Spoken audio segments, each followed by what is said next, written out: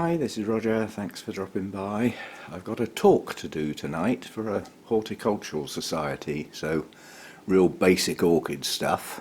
But when I do these sort of talks, I like to have an array of orchids to look at and talk about, things of interest. Now, obviously, each individual orchid grower has not necessarily got a brilliant amount of orchids at any one point in time. So my friend Ken, who's our Vice Chairman, Bournemouth Orchid Society, as he put me forward for the talk, I've scrounged some plants off of him. He was passing by yesterday and unceremoniously dumped them off at the doorstep. And I haven't really had a chance to have a good look, but there's some interesting stuff here, talking points, if you see what I mean. I'll be taking some of my own stuff as well, but the thing that's really caught my eye is this.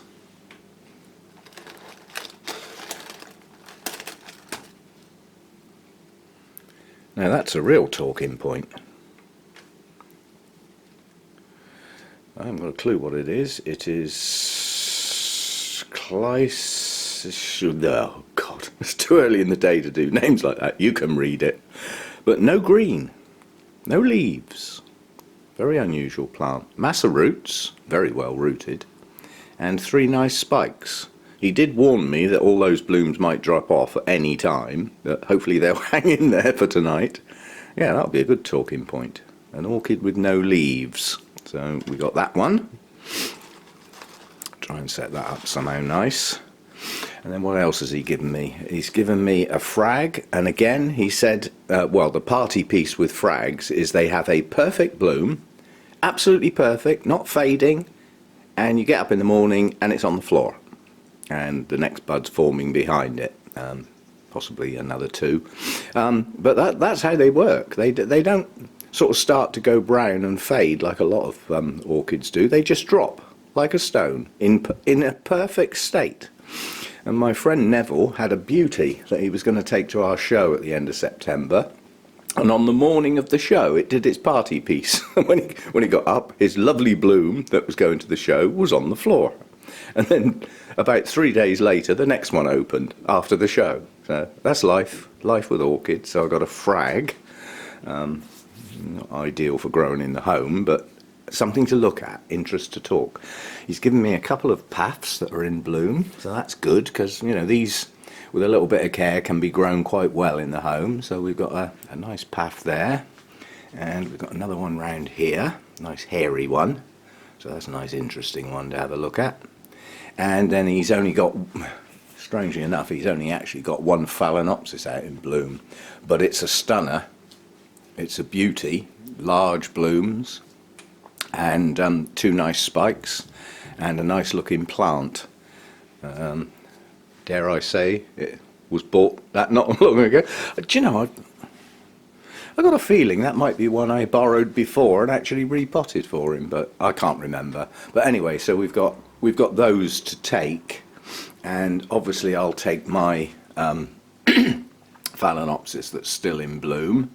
So we'll have that one, and then out in the grow room, some things to take, obviously. I'd love to take my Vanda, but I'm not trying to get that out in the car, and then out into the car, out of the car, back into the car, back into the house. No go. So that's not happening, although that would be a beauty to take. So that'll have to stay here. I'll take my little Tulumnia as it's in bloom, and it is an Oncidium type that you could grow in the home. I'll take my little Cattleya, and I'll take one of the big Cattleyas. I'll take the one with 3 blooms on. So that's a couple of Cattleyas.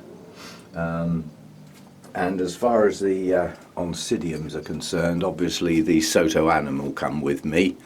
As far as Dendrobiums are concerned, we're only really talking about I would only talk about to people like this a Nobly and a Phalaenopsis type. They're the only 2 that they're liable to come across in supermarkets and stuff and can grow quite well in the home. I haven't actually got any in flower or even looking close.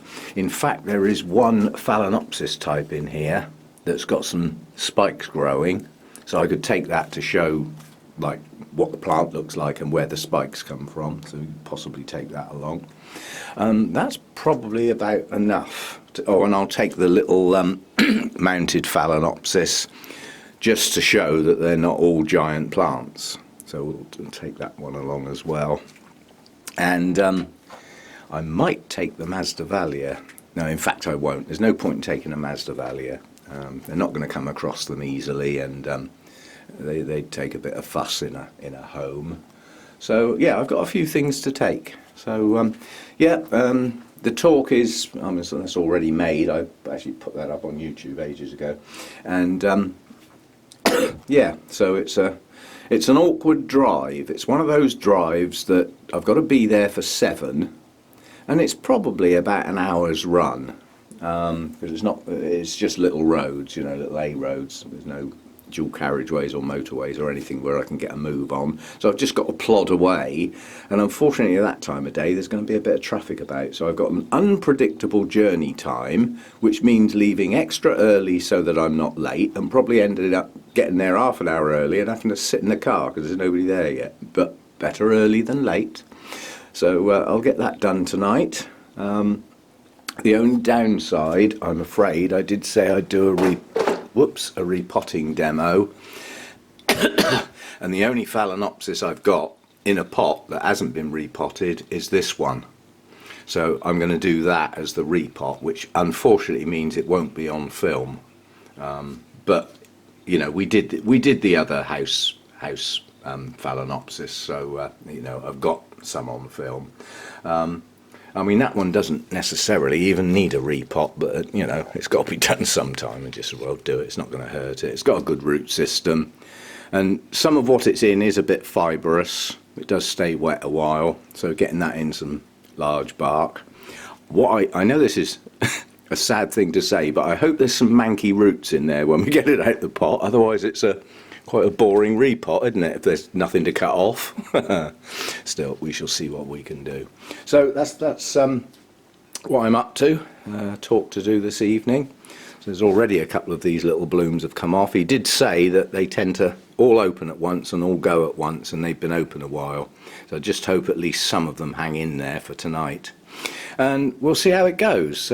These sort of talks normally go down quite well because they're growing people, they're plants people, but not orchid people.